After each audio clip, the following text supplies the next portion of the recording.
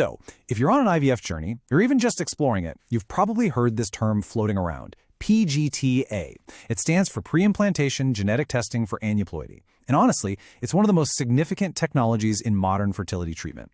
Today, we're going to demystify it, break down what it is, exactly how it works, and help you figure out if it's something you should be talking to your doctor about. I mean, just think about it for a second. You go through the entire IVF process. All the meds, the appointments, the emotional highs and lows, the waiting. What if, after all that, you could get a crucial look inside an embryo to understand its genetic health before the transfer? That's really the core promise of PGT-A. All right, so let's dive in and get really clear on what this technology is all about. What is PGT-A really? At its heart, PGT-A is basically a chromosome head count for an embryo. See, a healthy human embryo is supposed to have exactly 46 chromosomes. If it has too many or too few, that's a condition called aneuploidy, and it's the #1 reason for implantation failure and early miscarriage. So the entire goal of PGT-A is to find the Euploid embryos, the ones with the right number of chromosomes, to give you the best shot at a successful pregnancy. Now, this is a super important distinction to make because it can get confusing. You might hear about other tests like PGT-M. PGT-M is totally different. It's looking for a specific inherited genetic disease like cystic fibrosis or Huntington's. Think of it like looking for one specific typo in a giant book. PGT-A, on the other hand, isn't reading the book for typos. It's just making sure all the chapters, the chromosomes, are there. It's a head count, not a deep dive into specific genes. So how does this actually happen in the lab? Well, first, your embryos grow for about 5 to 7 days until they reach a stage called a blastocyst. At that point, a highly skilled embryologist performs an incredibly delicate biopsy, taking just a tiny sample of about 5 to 10 cells. And they take these from the part that will eventually become the placenta, not the baby itself. Then, the embryo is safely frozen, a process called vitrification, while that little sample gets sent off to a genetics lab for analysis. Once the results are back, your doctor can select a chromosomally normal embryo for a future transfer. And of course, that kicks off the waiting game, which is often one of the toughest parts of this whole thing. After that biopsy is sent off, you're typically looking at about 1 to 2 weeks to get that critical report back from the lab. Okay, so the wait is over, and the report is in. Getting those results can be, well, a lot.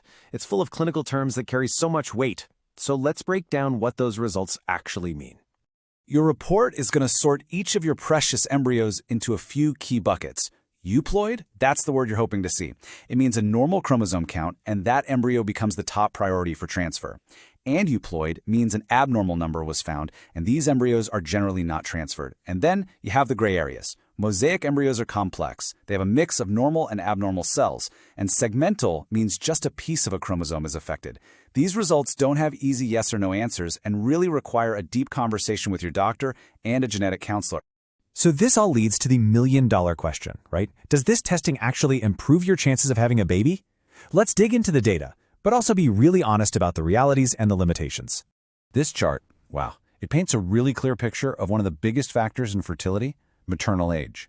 It shows you the chance of an embryo being chromosomally normal, or euploid. For women under 35, it's pretty good. Over half of their embryos are typically normal. But just look at how that number drops.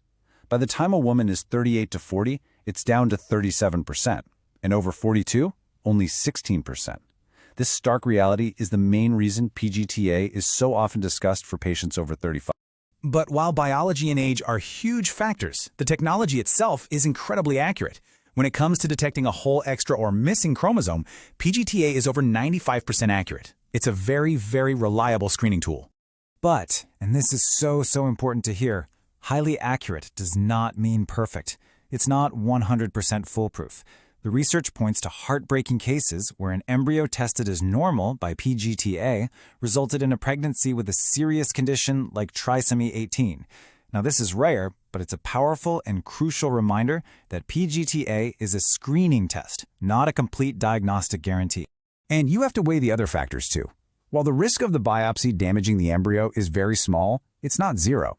The cost, well, that's a huge hurdle for many people, since it's almost always an out-of-pocket expense. And we really can't overlook the emotional toll. Getting these results and having to decide what to do with abnormal embryos is incredibly difficult. And remember, it only counts chromosomes. It's not looking for thousands of other potential genetic issues. So with all of this on the table, the science, the data, the costs, the emotional weight, how do you actually decide if PGT-A is the right move for you? Let's look at who it's most often recommended for. Generally, clinics will strongly consider PGT-A for a few key groups. We already saw the data for women over 35. It's also a critical tool for anyone who has gone through the heartbreak of recurrent miscarriages or multiple failed IVF transfers. It's also pretty standard for intended parents using donor eggs or a surrogate, because you want to maximize the chance of success for every single transfer. And it helps patients who want to confidently transfer just a single embryo to avoid the risks of a twin pregnancy. And then there's the financial reality. We have to talk about it.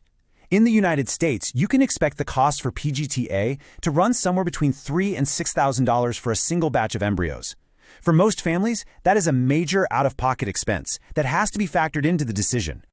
Look, at the end of the day, PGT-A is a powerful but very complex tool. It offers incredible information, but it also comes with real costs, genuine limitations, and significant emotional challenges.